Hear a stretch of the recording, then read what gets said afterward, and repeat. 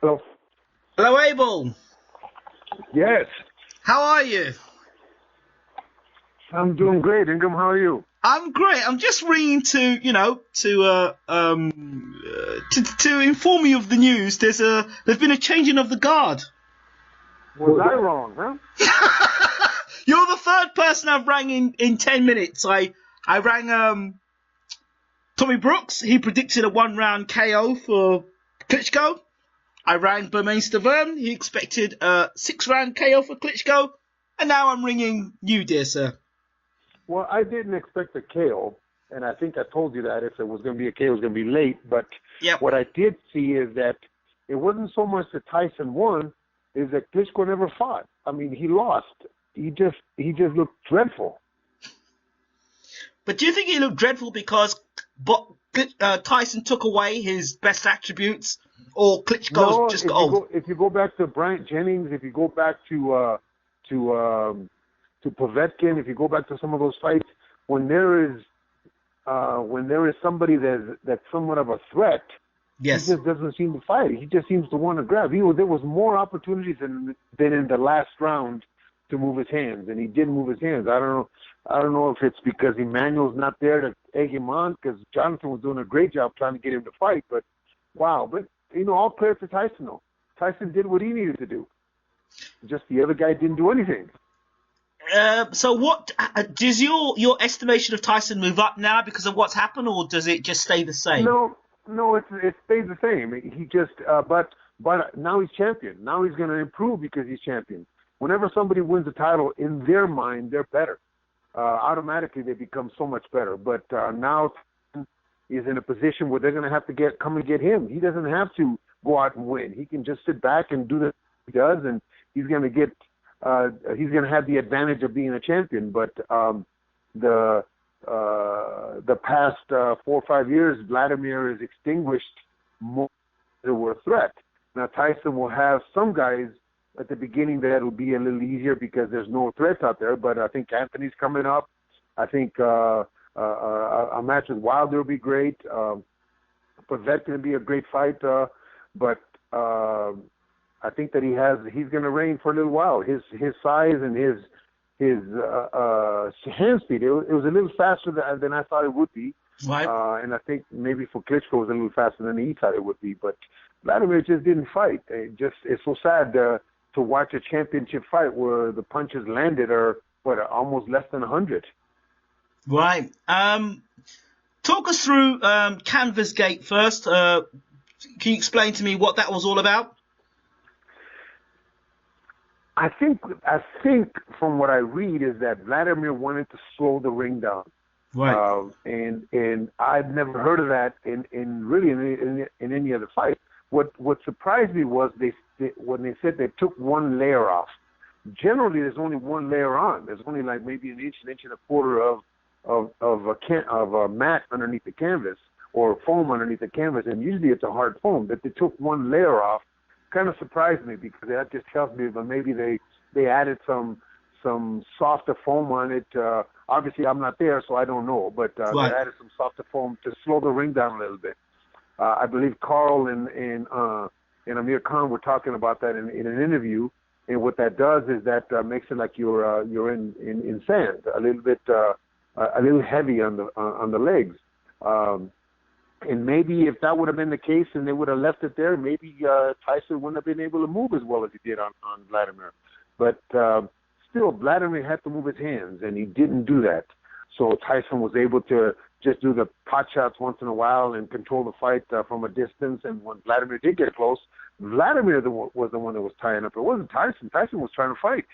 But it's unfortunate that, like I said, a world heavyweight title fight for that many belts has just almost a little over 100 punches landed. It's a sad state of affairs for the heavyweight division. So Tyson executed the plan that he always said he was going to go out and do. I remember talking to Peter Fury hours after the weigh and said, as long as Tyson sticks to the game plan, we win this title. And they said what they said. Unless they were trying to confuse people, because from the beginning, Tyson said he was going to go out and knock out the old man. Right. He was going to knock him off. He was going to knock him out. And he really didn't try to do that. he tried to stay at arm's length and use his hand speed at a distance. But again, I go back to Vladimir just didn't fight. No matter what Tyson did, he was doing it right. Vladimir just wasn't doing anything. Do you think how many punches were landed anyway? I have no idea. I have no idea. I haven't looked at CompuBox yet. I think it was like maybe 86 and under 100. Or something like that. Under 100 were landed, I think. Yeah, it's sad. That's sad. A rematch? How does it go? Really, you want to be punished like that? What about Vitali coming? What about Vitali coming out of retirement? No, Vitali's hasn't fought in how long? And I think the activity, even though it wasn't the activity that maybe people would have wanted to see from Tyson as far as active in fights, the activity I think is on his side, because how long has it been since Vitali was in the ring? You can't get that back in sparring or in training. You're going to get that back in staying active in the ring, in fights. But, you know, a rematch with Vladimir, maybe it was a wake-up call. Maybe it's like Manny getting knocked out by Marquez. Maybe it's a wake-up call and kind of makes you look at what people have been saying about you for the last 19 defenses, that you're all you do is grab and hold and you're a boring fighter. And maybe it's a wake-up call. Maybe he comes back and he realizes that or sees the tape and analyzes it and understands that it wasn't so much that Tyson wanted, is that he lost it. Could it be the fact that he's getting older now, Abel? No, I want to say no. What I do want to say is that to me, it looked like, if you remember Jeff Lacey fighting Calzaghe. Yes. Okay, Jeff Lacey was tight. He wanted to throw everything with bad intentions. He wanted to land that perfect punch, and Joe just kept him at bay and peppered him until he butchered him. And I think that Klitschko just gave me the sense that he wanted to land that big right hand that he landed in the 11th, and wanted every punch to be that way, and was looking for that perfect punch, and it never came. Right. And most of the time, to me, that just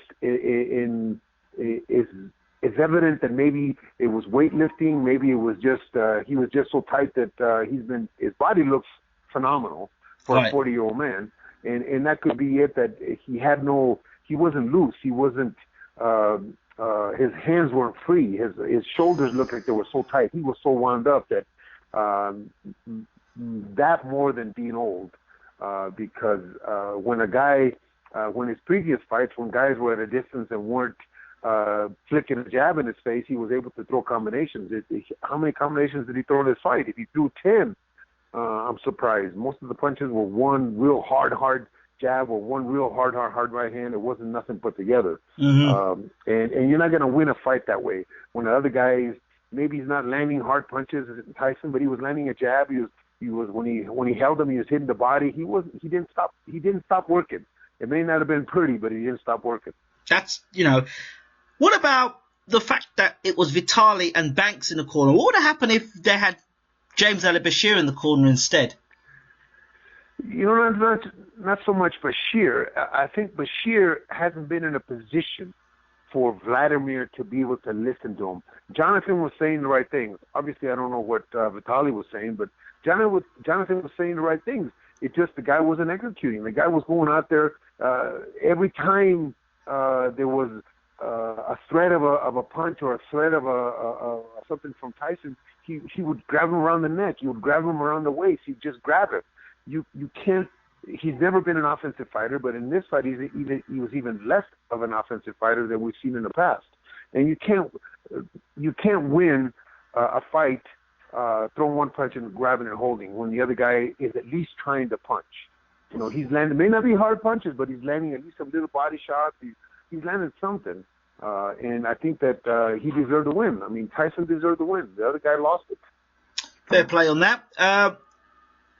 Back to something else. You mentioned a man, Carl Froch. I don't know if you heard what he was saying about 172 pounds that he'd rip Golovkin at 172 pounds. Froch is talking about that as a potential fight. What are your thoughts listening to that, Abel?